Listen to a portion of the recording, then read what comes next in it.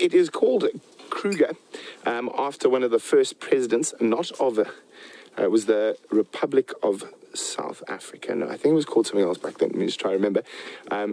Zuid-Afrika, yes, with the Z, and which actually didn't include the Cape or Natal in those days. It was basically just Johannesburg and Pretoria and the areas surrounding there.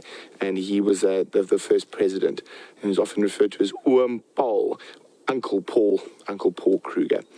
And the park was actually formed long after his death, and he actually died in exile in Holland. No, Netherlands. He died in the Netherlands. Now, and there's a story around here, and a lot of people have spent a lot of hours of their life, including Jamie's grandfather, searching for the Kruger millions. So the Anglo-Boer War was the first Anglo-Boer War between the English and the Afrikaans people. It was rumored that Kruger took all the gold from the gold mines around Johannesburg, and it was in these crates. And when he fled from the British soldiers, he came through this area. So the capital during the wartime of the Republic of Zuid-Afrika moved with him. So there's some funny little towns. My favorite is Leitsdorp, which is basically a ghost town now. There's no one who lives there. It's basically just a dead ghost town. But it had the distinct,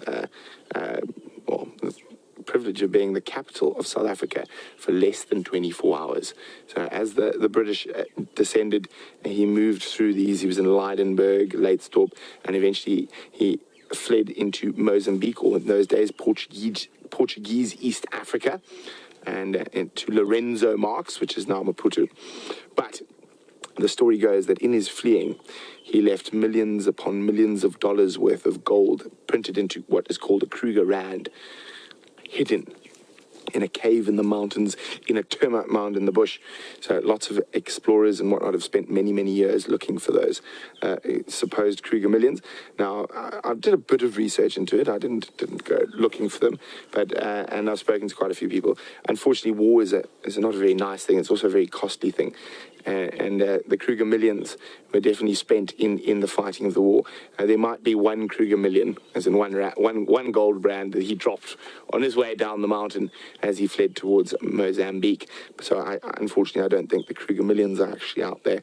I just think it's one of those lovely stories, a bit like what's his name? He jumped out of the airplane in America. Oh, I'll remember now. Famous, got away with, I think, $200,000 and leapt out of a commercial airliner with his, this is driving me mad. I'll remember just now. But, yeah, so one of those folklores, not quite the same, but almost. So the Lost Gold City, D.B. Cooper, there we go. Thank you, Final Control. Yes, but also like the Aztecs lost gold and all those type of things. So I think it's one of those incredible stories. And everywhere's got those stories. You just got to take the time to find them. And I'm fascinated by stories, and I read a lot. So I'm luckily enough do find a lot of these stories.